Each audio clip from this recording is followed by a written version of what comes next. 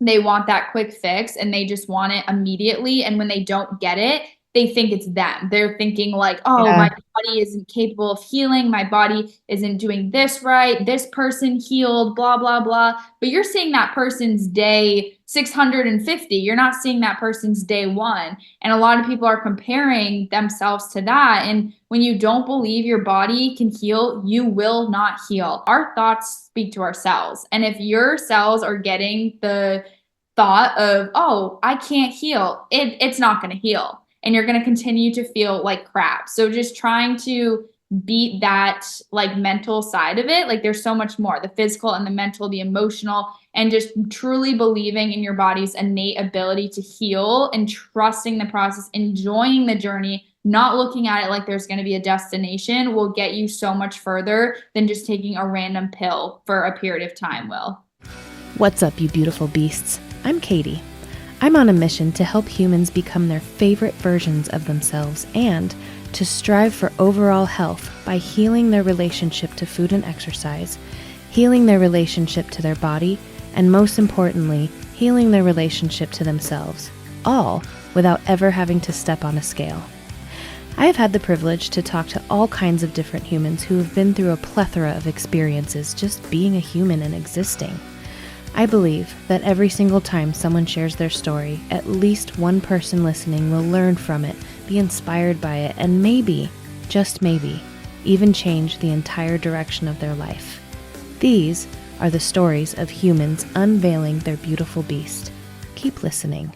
This is the Unveiling the Beast podcast.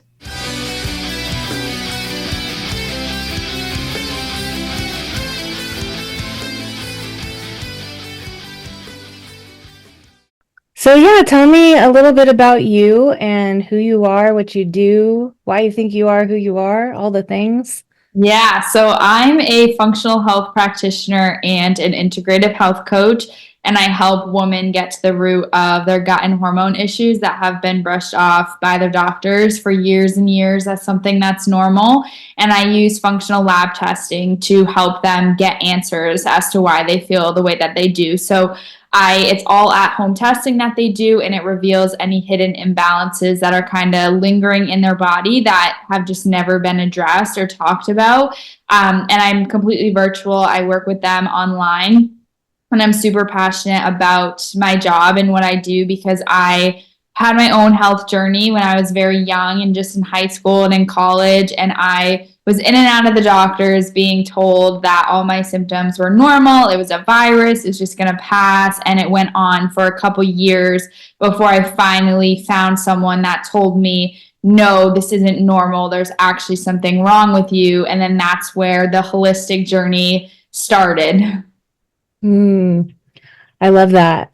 So gut health, that's a big hot topic right now because, it's still new-ish. I don't want to say it's new, but a lot of things, for example, I was going to say things that people wouldn't expect to be related to gut health. For example, skin conditions, things like that. So can you kind of dig into some of the things that people might be experiencing where they probably wouldn't even think, oh, it's my gut. And at the same time, their doctor's going, oh, that's normal. You just, take some Advil. Right. Yeah. Yeah. I love that you bring that up because a lot of people that I talk to, they'll be like, oh, I don't have any gut issues. I just have a bunch of hormone issues, or I just have acne or fatigue, or my hair is falling out, mood swings, whatever it may be. And I'm like, you have a gut issue. Like if you have a hormone issue, you have a gut issue. And it's so not talked about enough of that. It's not just bloating, constipation, running to the bathroom, indigestion, like those, yes, clearly are directly correlated to the gut, but also acne, like you had mentioned, skin issues, that is directly correlated to the gut. And I used to struggle with really bad cystic acne, and it wasn't until I got my gut, a GI map done and got my gut tested, and I saw an extreme overgrowth of bad bacteria. I saw elevated beta-glucuronidase, which was showing that estrogen was recirculating in my body due to that overgrowth of bad bacteria. I had a weakened immune system and all these things. And when I started to work on my gut health, my hormones started to balance. My acne started to lessen and lessen. And I actually just got a Dutch test done, which is my hormone test. And I've never done anything to like specifically target sex hormones. Like I do healthy eating, I wake up with the sunlight, like lifestyle and diet habits, but I've never taken a specific supplement to help with balancing hormones. And my hormones were super in range on my Dutch test. And all I've ever worked on is my gut. So if people have any hormonal issues or PMS or any of those types of symptoms, always go to the gut, because when you fix that and you heal that, it's just going to have a ripple effect on your entire body. I love that. And I love too that it's still being studied, and it's still like there's still new things coming out all the time about gut. So I work with people. So I help people heal their relationship to food and exercise, and just like instead of approaching health from only ever looking at the number on the scale, approaching health from behaviors and habits, and just getting these things into your life to where you're not even thinking about what you're doing, right? And none of that has anything to do with the scale, because I don't know if you've heard this before, but weight is not a behavior. It's just a data point, right? So all that said, there are some people in my audience who have experienced, I guess weight stigma would be the correct term, like going to the doctor and having these symptoms or issues that are going on. And the first thing their doctor says, oh, I'll just lose weight, but they don't look at anything else. So, question to my long explanation, how many people come to you, or have you had people come to you that have had this experience where they're like, I have skin issues, my right butt cheek hurts, I have a stomach ache all the time, that kind of thing, and my doctor said, oh, we'll just lose weight?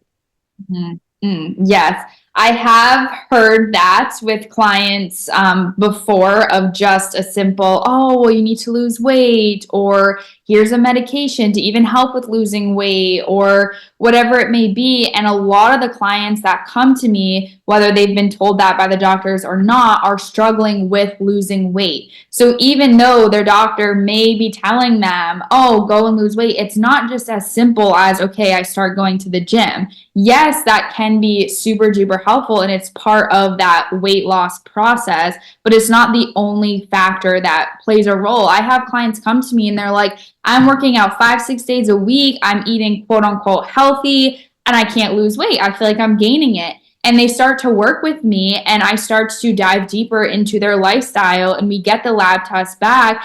And I'm like, no wonder you can't lose weight. You have a fungus overgrowth going on. You have estrogen that's storing. Your cortisol is through the roof. No wonder just going to the gym and eating healthy like wasn't enough. And I actually encourage them to start working out less, focusing on lower intensity, maybe even doing some cycle syncing based on what phase that they're in, tweaking their diet up a little bit and providing some suggestions based on the lab results. And I'll get messages. They'll be like, oh, I just lost 10 pounds in like a couple months. I haven't been able to do that in a year. So it's not as simple as just, oh, go and lose weight. But a lot of the times women are being told this, and then maybe they do try and go lose weight and they can't lose weight. And then it causes more frustration. It causes them to be more pushed down a rabbit hole, and it worsens their self-esteem. They feel like it's their fault, and it just can cause a lot of mental, emotional, and physical symptoms. Yeah, I love that you say that, because we're in this society where we're fed that weight is, move more, eat less. Gaining or losing weight is move more, eat less. Move more, eat less. It's that simple. Why don't you just do it? And it's like, it's so much more nuanced than that.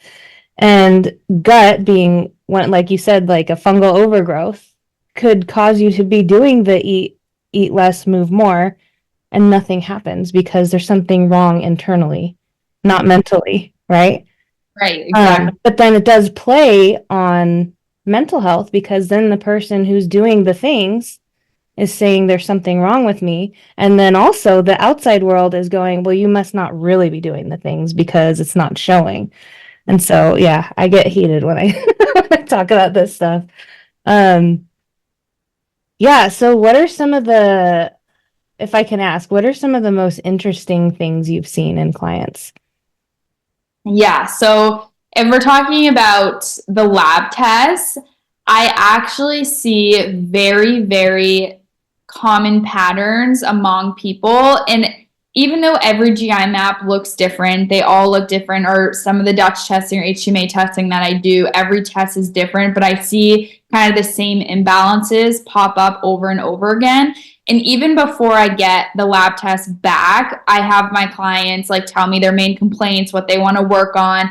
And I can already tell, like, I bet you have this overgrowth going on, or I bet you have this hidden imbalance because it directly correlates to that. But a lot of the times for women, especially, I see very, very low macro mineral. So that is the calcium, magnesium, sodium, and potassium. And it due to just being under stress for long periods of time. It can be due to other like hidden imbalances in the gut. It can be due to low stomach acid. It can be caused by so many issues, but those four macro minerals, when they're low, it can cause more stress on the body. But then that more stress weakens the minerals, and it's like this back and forth system. And then same with the GI map, as I see a lot of fungus overgrowth, a lot of weakened immune systems where their immune system is just completely burnt out, completely taxed, overgrowth of bad bacteria and not enough good bacteria, which is causing a lot of their symptoms.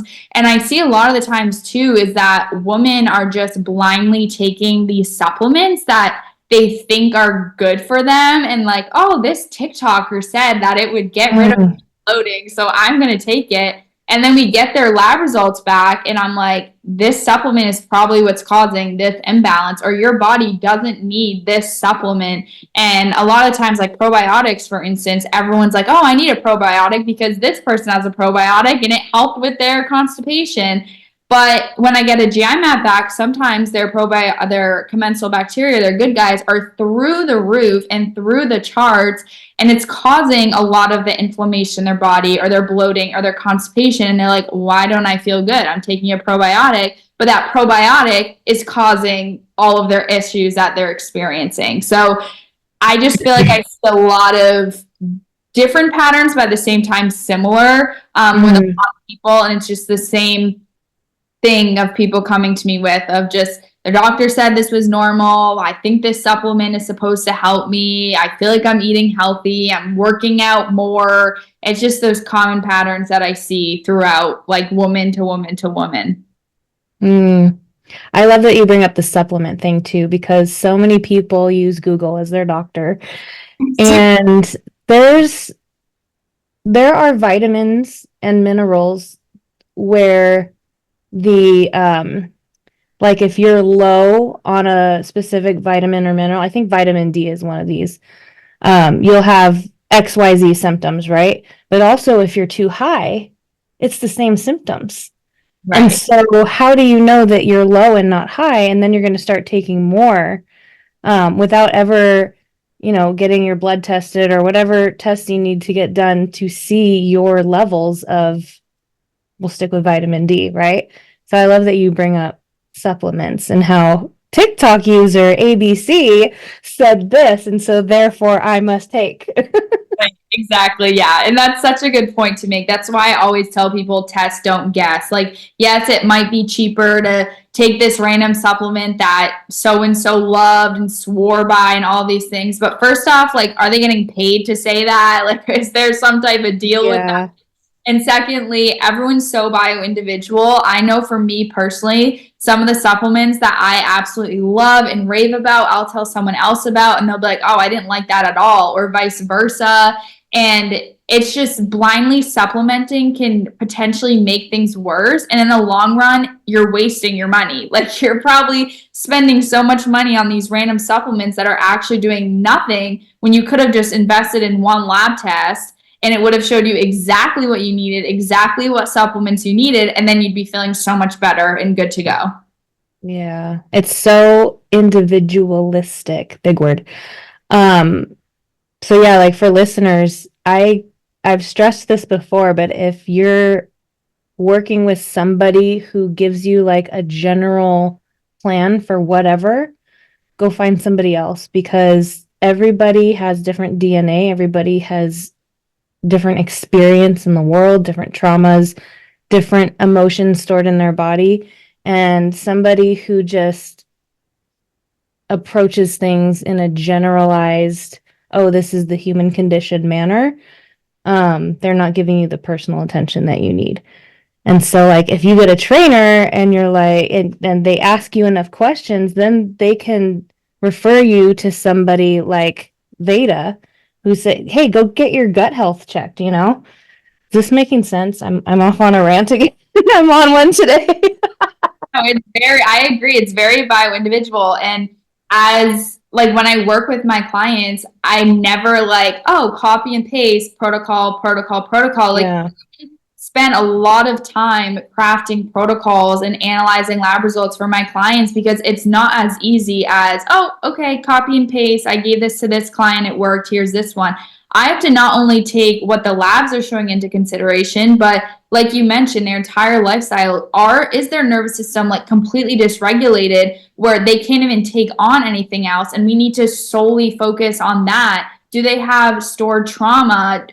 What's their diet look like? What's their lifestyle? Are they a busy mom? Are they a stay-at-home mom? Are they postmenopausal? Like what age range are they? What season of life are they in? And there's so many things to take into consideration that I feel like a lot of doctors or other practitioners or just trainers or whoever it may be lack. And they're just like, oh, give me the money here. This is what you should do. And then they don't overly get better. They might feel a small improvement, but then they're back to square one. And that's where I don't want my clients to land.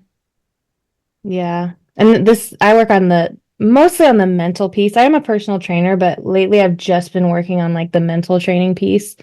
And for that piece, it's like, okay, it's kind of like getting rid of diet culture and all the messages like carbs are bad, fat is bad, this is good. And like all these confusing messages that people get throughout their lifetime. Like I was on a diet for 27 years. And I'm like, okay, where did I learn all this information? So helping people heal their relationship to food, meaning like getting rid of all this gunk, finding out what you need for your body, not what she needs for her body. Or, this, oh, what I eat in a day video over here, maybe if I do that, then I'll look like her. No, get rid of all the gunk and go inside of yourself to figure out what you need as a human. So that's just the mental piece. And then there's the physical piece that you were talking about. And it's like, it's a process. Like it takes time. And I think we're in this world where everybody wants the quick fix, the quick answer, the everything to be done like this. And what I tell people is the time's going to pass anyway. So do you want to do it? I don't want to say the right way because there really is no right way depending on the person, but do you want to go on a path that's going to lead you to true optimal health or do you want the quick fix? Mm-hmm. Okay, I'm off my box now. Yeah, I see that a lot with people of just they want a quick fix. And even with my clients who they know that like my program's 6 months long, it's going to be a long journey. Your body didn't get sick overnight, so it's not going to heal overnight. And Yeah. a lot of them are still like, I can tell they're like, I'll check in with them and they're like, oh, well, I still have this symptom. I'm like, it's been a week. Like, it's been a week. You're not going to feel like a princess after a week. Like it takes time. With my health journey, I'm still growing today. Like I'm still learning new things every day. There's different seasons of life that we go in. There's some seasons of life where I'm like, oh yeah, I'm going to go to the gym every day and I feel absolutely amazing. Whereas some days I'm like, no, I'm just going to do walks every day because that's what my body needs. There's different foods that you need. And I think people just they're so desperate for that. But that quick fix is what is keeping them in that cycle of trial and error of they're just like, try this. Oh, didn't work. Okay, try again, try again. That's not long-term solution. Like if you want to feel better long term and to stop randomly investing in things that are not working for you, you have to trust in the process.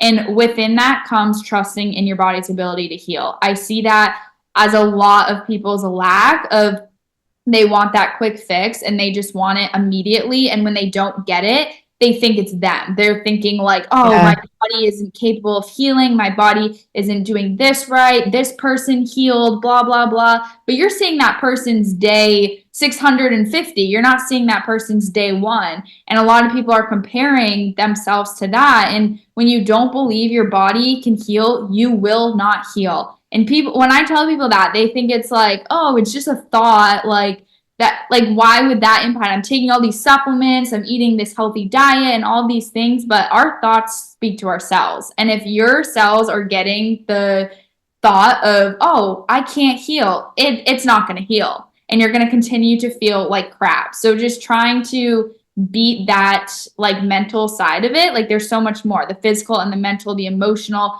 and just truly believing in your body's innate ability to heal and trusting the process, enjoying the journey, not looking at it like there's going to be a destination will get you so much further than just taking a random pill for a period of time will.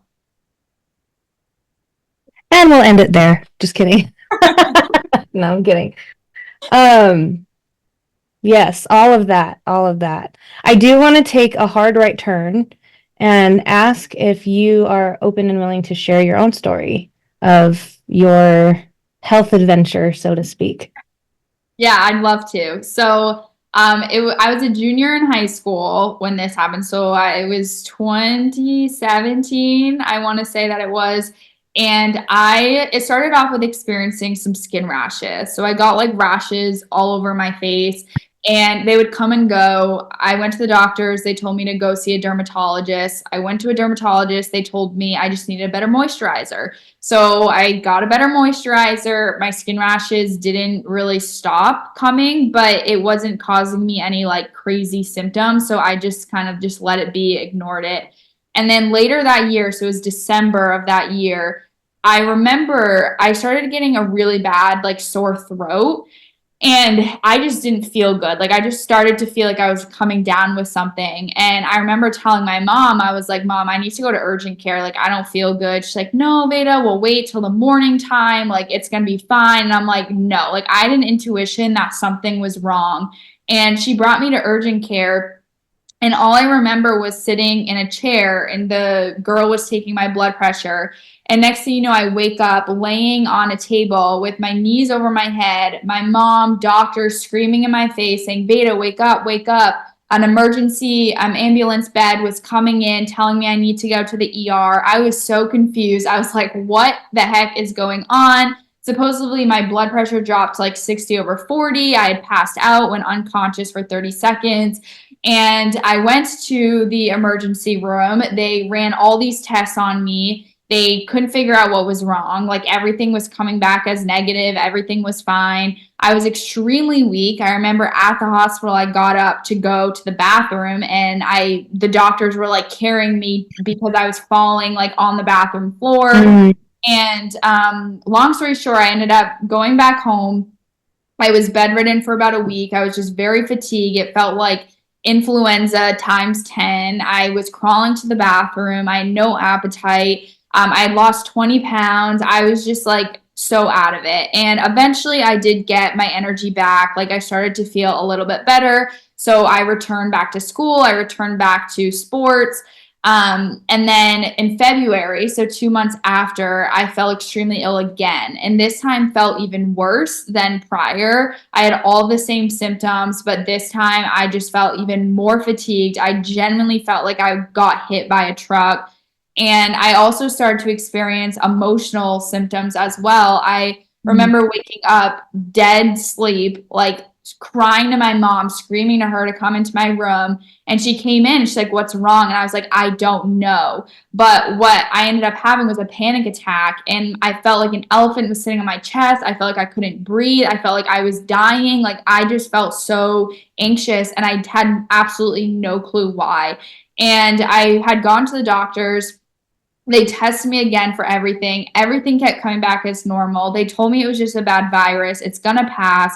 I just accepted it. I didn't know anything about like healing or true health at that time. And I eventually started to get like a little bit of my energy back and like I wasn't bedridden, but I would sleep 12 hours and I still wouldn't feel rested. My skin started breaking out like crazy. My hair was falling out in clumps. I started to get bald spots and my hair would fall out so much that I would clog the shower drain. I was constantly bloated. I couldn't go to the bathroom. I absolutely felt miserable and my panic attacks were daily. I would have a panic attack daily. I was out of school for a while. I was out of sports for a while. I couldn't hang out with friends, couldn't go to social events. But I dealt with that for a long period of time. Eventually, I got put on an antidepressant. I got put on thyroid medication. I was on birth control, all of these different things. And I basically just accepted that that was my life. Like that was my new reality. And luckily, my mom was seeing a naturopath, like a functional doctor at the time. And she was like, Veda, like, I think you need to see her because the hair loss piece was kind of freaking us out a little bit. It's like, do I have cancer or something? What the heck is going on? So I went to the naturopath for the first time. She ran some blood work on me. I had a lot of markers that were imbalanced. So she recommended some diet, lifestyle, supplement suggestions. I started that. I noticed a slight improvement, but not nearly as much as I had hoped. And now I'm a freshman going into college. It was the year of COVID 2020. I got a call from my doctor saying you tested positive for Lyme disease. And I was like, had this huge sense of relief. I was like, oh my God, like I know what's wrong with me. I have an answer. It wasn't just a virus that was going to pass.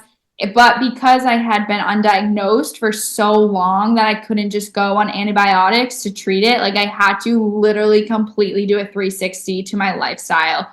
And that was so hard for me to do because I did not care about my health. I did not work out. I was eating bagels and Pop-Tarts for breakfast. I was not drinking enough water. I was staying up till 2, 3 in the morning. Like I did not care about that stuff at all. And in order to heal, I needed to completely change my lifestyle and I needed to start taking some herbal supplements. And I started to do that. It was a very, very slow process. But I started to feel better, like time and time again. Some of my symptoms started to go away. And then it just continued to motivate me to educate myself. I started listening to podcasts about it, following people on social media that talked about all the health things. And I just grew such a huge passion for it. And my body kept feeling better and better and better. And I was like, wow, this stuff works. Like food is medicine. Changing your lifestyle, addressing stress, addressing hidden imbalances can be so healing mentally, physically, emotionally, all those things. And now that this was 4 years ago when I got first diagnosed, and I feel my Lyme disease is now no longer in like remission. Like it's now at a point where I'm always going to have it, but it's not active at the moment. And I feel so much better. I don't really have any of the symptoms that I had mentioned. My gut and hormones are a much better place. And I feel so much better overall through diet, lifestyle, supplement suggestions versus just taking like a quick fix and accepting that this was my reality. Just really quickly for the listeners' sake who don't know what Lyme disease is, can you explain that to them? Yeah, so Lyme disease is a tick-borne illness. So it's when a tick, and I actually now recently found out that supposedly mosquitoes can carry it as well. But really? Yeah, that's what I didn't know that. Okay. Yeah. So basically I got bit by a tick. I don't know what type of tick. I don't know what that tick looked like. I don't recall any moment of getting bit by a tick, which kind of grosses me out that there's a tick crawling inside. But it's a lot of the times doctors will look for a bullseye rash. Like, oh, you have Lyme disease if you have a bullseye rash on a random part of your body, but that's not always the case. I have Lyme disease, my mom has Lyme disease, and my aunt have Lyme disease, and we all have completely different symptoms. So if it's gone to the point where you just have like these chronic symptoms, joint pains a lot is a big symptom, fatigue is a big symptom. I mean, so many things can contribute to that, but that can be a huge indicator of Lyme. But Lyme is essentially you get the venom or whatever the illness that tick is carrying, and it literally completely destroys every system of your body. It destroys like all your organs, your gut, your hormones, your mental health. Like it literally completely destroys you. No, but you have a virus. Right. You'll get over it. Yeah, I'll get over it. It'll pass. It'll pass. You're good. Just go to the gym, lose weight. Right. Exactly. Sorry. Not to make light of your situation. If only it was that easy. Yeah. Well, thanks for sharing that. I mean, I love when people use their stories and then they take their healing to help heal other people. So I love what you're doing. Yes, thank in you. the world. I do have one more question for you that I ask at the end of every episode, and that is, if you had one piece of advice that you could give to the world, what would it be? I feel like my biggest piece of advice is to just slow down. I think so much of the world today is just go, go, go, chaotic, like having all these things on their to-do list, trying to build this busy calendar and all these things. I remember at a church service I went to a while ago, this pastor had mentioned like a busy calendar doesn't mean a happy life. And I think a lot of people think that they need to be go, go, go, whether it's running from their issues or whether it's genuinely like, oh, look at me, like I have so much to do, my life is great. But slowing down will in and itself help you on your healing journey if that's something you're aiming towards in so many ways. And just taking one day at a time. Don't worry about what's going to happen 5 years from now, a year from now, a month from now. Just literally focusing on where you are in this moment can be so, so helpful for every aspect of your life. Boom. Beautiful beasts, Veda Leclerc signing off. Until next time.